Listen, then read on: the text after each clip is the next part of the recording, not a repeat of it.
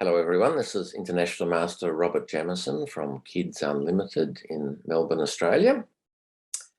And today I thought I'd mention a terrible experience I had a few months ago with one of my students. He was playing in an online tournament, and at the end of the tournament he got disqualified because he'd played too well. Apparently they analyse events automatically and look at a player's CPL, centi pawn loss, which is your move's value compared to what the computer thinks is the best move. And if you get sort of above or a lower CPL than 25 to 30, it's highly suspicious and may result in you being accused of having assistance during the tournament and getting kicked out. So, of course, I fought hard for my student, but to no avail. But I did investigate all this centi pawn loss thing for quite some time. And it's very interesting. I play on Lichess, which gives you fantastic statistics at the end of your game. And it is quite possible to play at least a game or two every now and then at a very high standard and a low centi pawn loss. Now, if you do it for a whole tournament, perhaps that's more suspicious, but certainly you can play even under 10 if you're playing a weaker opponent and probably a fairly short game. Now, the other day I played a game and I got my very best ever centi pawn result. It said no inaccuracies, no blunders, no mistakes, and 4 centi pawn loss for the course of the game, which is only 18 moves. My opponent wasn't that strong, which makes it easier. But I thought I'd show you that game so we can have a look at how it is possible to get a computer-like result on a very low centi pawn result in your game. So I was playing white. It's a, I think it's 10-minute plus 3-second increments I normally play. So the first thing to understand is that you should have all your openings sort of prepared in your mind. If your opponent plays the French defense, you play this. If your opponent plays Sicilian, you play this. So you can bash it out really quickly. So I try not to think if I can possibly help it. In this case, the opponent played the Caro-Kann. All right, so what do? Grab the center. It's fairly obvious. He plays D5. Now, the idea of the Caro-Kann is that black is hoping to deploy his bishop outside his pawn chain. So probably G4 or F5, and then he'll play pawn to E6 and he's got his bad bishop outside the pawn chain. This is opposed to the French defense where you play E6 and this bishop's a bit of a problem because he's stuck inside the pawn chain. All right, so my focus is on, can I play a variation where I don't let black get his bishop outside the pawn chain? So the variation I play is the exchange variation. I take. Now have a little think. So my aim is to stop his bishop getting outside the pawn chain. What would be my next move? So white to play, which piece would you develop? All right, the normal move is, and the best move is bishop D3. So normally coaches tell you knights before bishops, but if I say play knight here, he can either pin me or go to F5. He's got his bishop outside the pawn chain. All right, so I go bishop D3, and I've taken away the F5 square from his bishop. All right, knight C6. That's the normal move. I noted today I was watching an online game by Faruja, the world number 2, and he played knight here and bishop here. So that's, I guess, a reasonable possibility, but knight C6 is a normal move.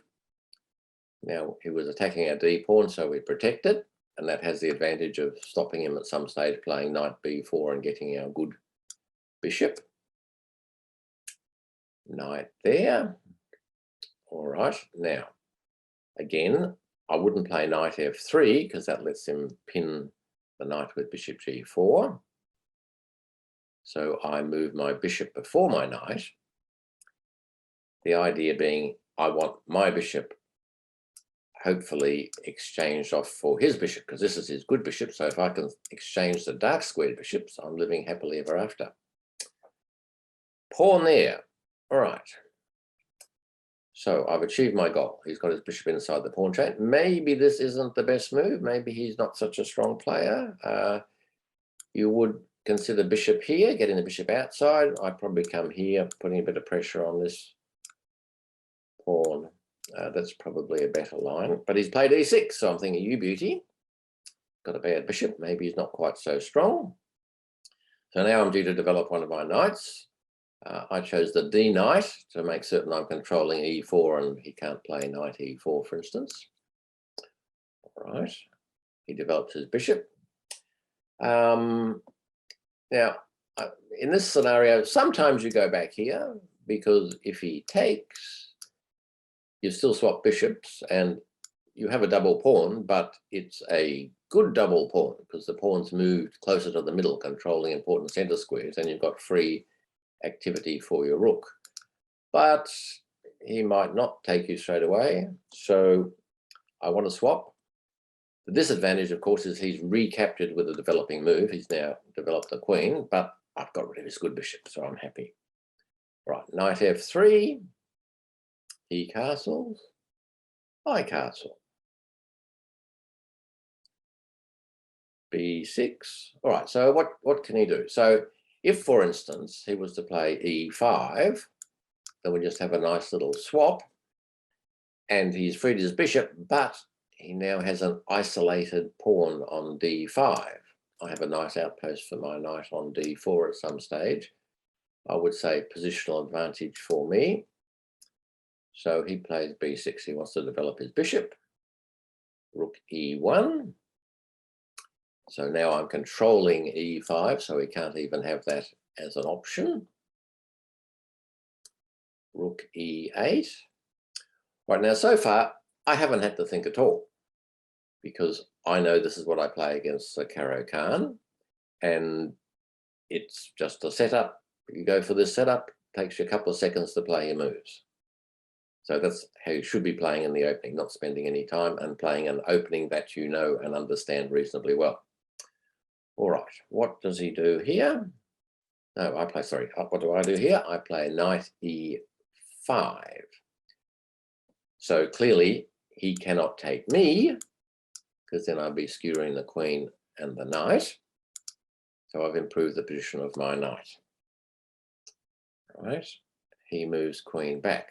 Now, doesn't have to do that. I mean, you would expect that he would develop his bishop or maybe play a5 and try and swap off his bad bishop would be a thought. Why does he move the queen twice?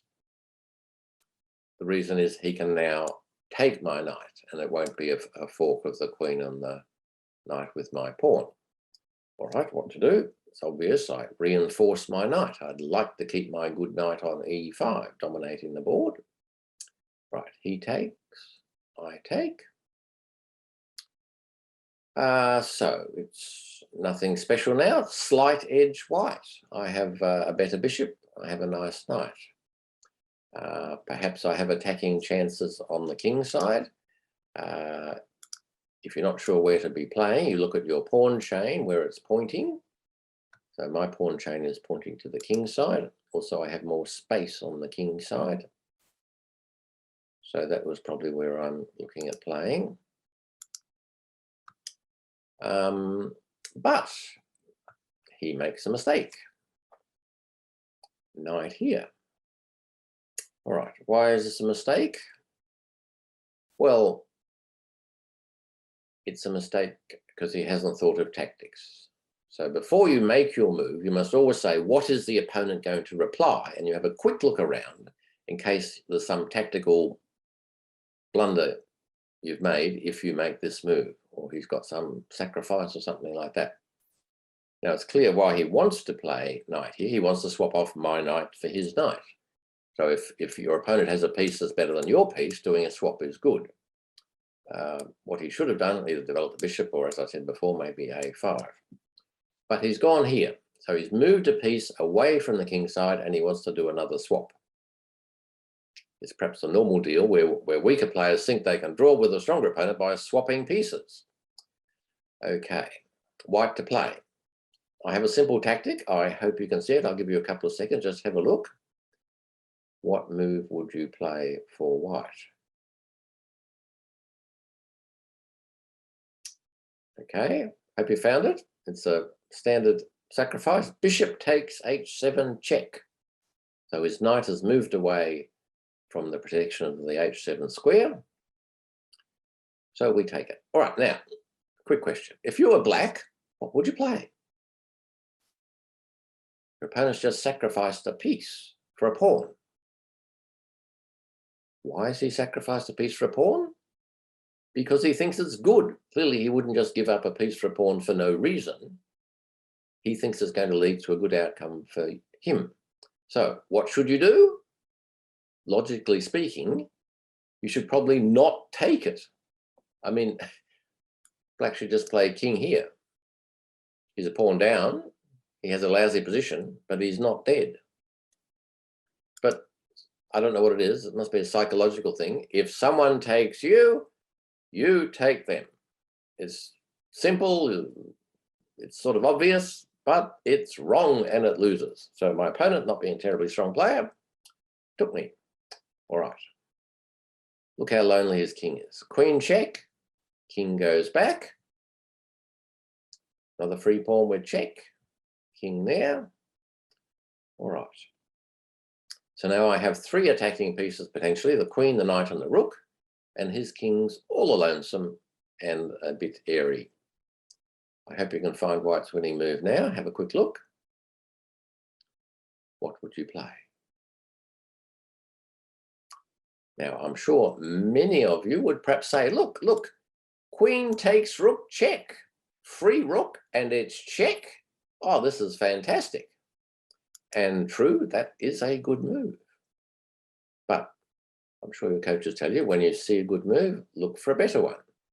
Our aim is not to take all his material and beat him in 20 moves. Our aim is to checkmate him as quickly as possible. So if I have a forced checkmate, why would I bother taking a rook?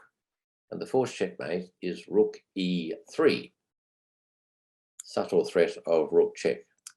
So if, for instance, he plays knight back, now again, I could play queen takes queen, but who wants a queen? I want a king. Rook check, knight here, and thanks for the game. A nice smothered mate. And he can't really get out of it. He could delay it by a move, by sacrificing his queen, but who cares? It's still checkmate. All right, so a nice simple game. I didn't have to think. I played my opening, and my opponent collapsed with a tactic he didn't see because he had a slightly inferior position, and he was trying to get out of that. So, my best ever CPL, 4. Good result. I'm sure I couldn't do it if it was a long game or a sequence of games, but it is certainly possible to play as well as a computer in a short game.